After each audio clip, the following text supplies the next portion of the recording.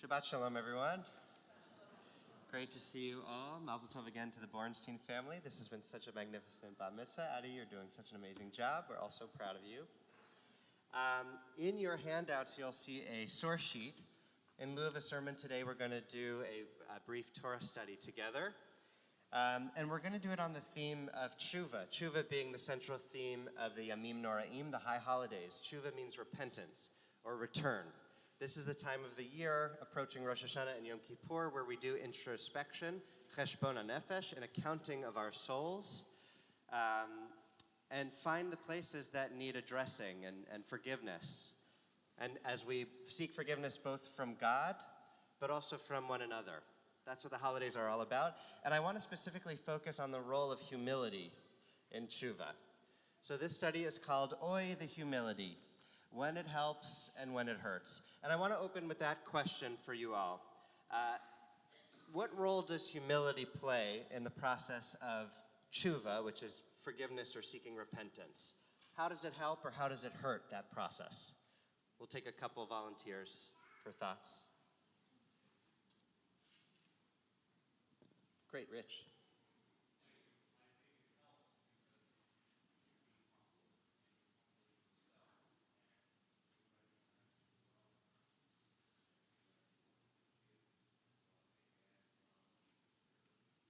Great, so thank you, Richard, is saying that it adds a level of sincerity. Humility helps because you have to humble yourself in order to do tshuva. Sometimes it's deeply embarrassing and deeply challenging because you have to admit your own fallibility. You have to admit that you were wrong. And that takes a bit of self-effacing, some self-effacement to say that I'm sorry, I was wrong. It's putting your heart in your hand and being humble and saying, I've made a mistake. Good, one more thought? Yeah. I think humility helps in communication and understanding two different points of view. One of the things that you have to do is focus communicate and not just hold what you believe, but understand what somebody else believes too. And so that opens up that avenue for communication and resolution. Great, so conflict resolution, communication, and I'm hearing mostly empathy, right? That humility helps, again, with empathy because if you are too sure of your own righteousness, you may be blocked from inhabiting another perspective, right? So, but if that wall comes down and you can really open yourself and be humble enough to receive somebody else's point of view, that is necessary and helpful in tshuva. So, okay, two on why it's helpful. We'll see if it could also be hurtful as we explore the text as well, but ultimately I also agree that it's more helpful than hurtful. Let's dive into our first text. I'm going to read it for us. This comes from our Talmud, which Adi taught us from earlier today, so wonderfully. This is another section, Yoma, which is about Yom Kippur, so it makes sense that they would be talking about this. And it gives us an example of two rabbis trying to seek forgiveness from one another. Rabbi Yirmiyah insulted Rabbi Abba, causing the latter, Rabbi Abba, to have a complaint against him. Okay, so the two have a conflict. Rabbi Yirmiyah went and sat at the threshold of Rabbi Abba's house to beg him for forgiveness. When Rabbi Abba's maid poured out the dirty water from the house, the stream of water landed on Rabbi Yirmiyah's head. So that's the picture we have. Rabbi Yirmiyah has gone to seek forgiveness from Rabbi Abba. He's literally at the threshold, at the door of his house, which is closed, and the maid, presumably not seeing him, dumps out the dirty water from that day, lands right on his head. That's a pretty powerful image, as you imagine this great rabbi. And when you're reading rabbinic literature, status is always very important. Here is a great rabbi soaked in garbage water at the threshold of another rabbi's home. And he said about himself, "They have made me into a trash heap." He recited this verse about himself, who lifts up the needy out of the trash heap. Some of you may recognize this verse, Me'ashpot Yarim Avion. It's from what service? What's Hallel, which we recite on the new moon and other occasions, but it's miraculous times, right? So keep that in mind, new moon and miracles, okay? But also this sort of, it seems to be a prayer to God. Lift me from I am in the trash heap. Lift me from my dire straits, from this low place. Rabbi Abba heard what happened and went out to greet him. Rabbi Abba said to him, "Now I must go out to appease you, as it is written, Go humble yourself and urge your neighbor. So Rabbi Abba, seeing his colleague, even though they have a conflict, soaked in garbage water at his doorstep, says, okay, enough is enough. Now I must humble myself and go and appease my neighbor. This is being taken from Proverbs, from Mishle, and it's very interesting what, if you want the context for where this verse is being pulled, it has to do with loans, and if you become surety for your neighbor. Because in Judaism, you can't lend money on interest, so a workaround was that you could pledge somebody else as surety. If I can't pay you back, then I appoint this person to. And Proverbs is saying, beware of that situation, because you're putting yourself in the control of your neighbor, into the hand of your neighbor, and you could be in a very vulnerable position. But that's what he's quoting. So it's just interesting to put that kind of a frame into tshuva. Indebtedness, and the vulnerability of being in the hands of somebody else who has come to collect, right? But so Rabbi Abba finally humbles himself. He opens the door. And that is also a very powerful image in tshuva, which is we're not meant to close the door to the penitent, if you've heard that before. And this can be very challenging because we might have people in our lives for whom we just can't bring ourselves to forgive. And we could have another discussion as to whether there are truly unforgivable sins. And you could certainly argue that there are. But in Judaism, we so highly value tshuva that where possible, we think one of the worst things you could do is close the door to the penitent. When somebody comes sincerely knocking on your door, in this case literally, even subjecting themselves to being in this place of feeling like utter garbage, right?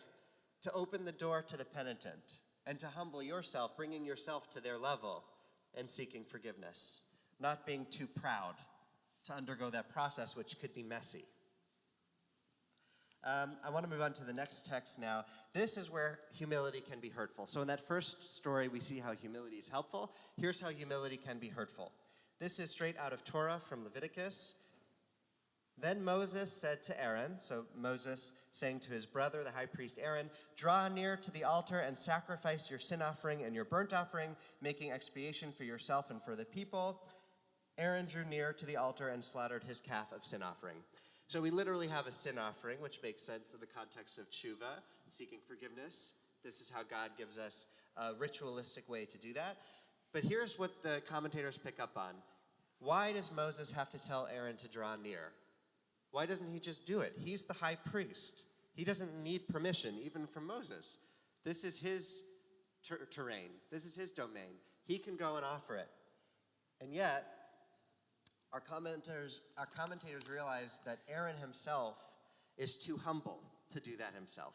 So Moses, who is the most humble of our figures, is actually the one being less humble in this moment, saying, come on, I'm giving you the authority. You don't need to wait around. So if you turn your page, we're going to discover what it is that Aaron was so worried about, what paralyzed him, why he couldn't just step up by himself. This is from Sifra, our Midrash, creative commentary on Leviticus. It's commenting on draw near to the altar. Others say Aaron perceived the horned altar. So what that means is the altar has 4 corners, and each corner has a horn on it. That's how it was designed. Aaron perceived the horned altar as an ox and was frightened by it. Why might he be frightened by an ox? Cantor has it. Anybody else?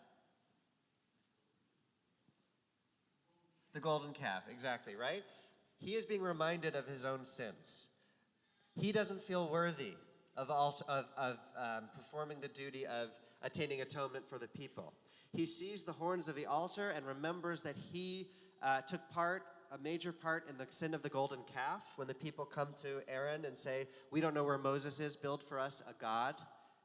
He does. He builds a golden calf. And in this moment, he's reminded of his own lowliness, of his own flaws. And he doesn't think he is worthy enough to offer atonement, to seek atonement for the people. So humility, where it's helpful in that first story, it can also be hurtful in the sense that we might not perceive we're worthy of atonement. When we're haunted by our own sins, the way Aaron is in this moment, he is not able to step forward and feel himself worthy enough to gain atonement. So humility, while it's helpful, it can also be a barrier if we perceive that we're not worthy, if we feel like we're that garbage heap. And who are we to merit rising up from it? So I want to end with one final story about tshuva, which is one of my absolute favorites. And this is about, if you look at the book of Bereshit, our creation story, it says that God creates two great lights, the sun and the moon. Amirot HaGdolot, the two great lights. And yet, it then goes on to say that one was big and one was small. And the rabbis say, wait, which one is it? Are they both great, or is one big and one small? And this is a midrash, a creative rabbinic commentary that addresses that apparent contradiction. Rabbi Shimon ben Pazi, this is the penultimate text, the big one on page 2. Rabbi Shimon ben Pazi raises a contradiction between these two verses. It is written, and God made the two lights. And it is also written in the same verse, the greater light to rule the day, being the sun, and the lesser light to rule the night. Rabbi Shimon ben Pazi explains, when God first created the sun and the moon, they were equally bright. So they were both just as big. Then the moon said before the Holy Blessed One, Master of the universe, is it possible for two kings to share one crown? That's chutzpah, right? That's not humility. That is the moon coming before God and saying, hey, who's in charge here, right? You want us both to rule. Sorry, I can't share the throne. A crown is only big enough for one head, okay? God said to her, go diminish yourself, right? God is putting the moon in her place, saying, whoa, you don't think I have a plan? Go diminish yourself for how you've spoken to me. And that is why that's why they were both the great lights, but now one is great and one's small. Contradiction resolved, but the story continues. Go diminish yourself. She said, the moon, before God, Master of the universe, since I had a correct observation before you, must I diminish myself? The moon's not backing down. The moon is saying, with all due respect, God, I don't mean to cause trouble here. I just mean to point out something that's true. How can we both share the same crown? It's an actual legitimate concern. God said to her, go and rule both during the day and the night. Okay, now God is doing tshuva. God is now trying to appease the moon. God is recognizing that the moon might have a point here and says, okay, you can be visible both night and day. The sun, as great as it is, only visible during the day, but the moon, you'll notice, can be seen during the day as well. So that should be enough to appease you. But is it? It's not. The moon said to God, what is the use of a torch in the afternoon? Meaning, okay, I might be visible in the morning, but I'm not doing anything. It's sort of an empty gesture.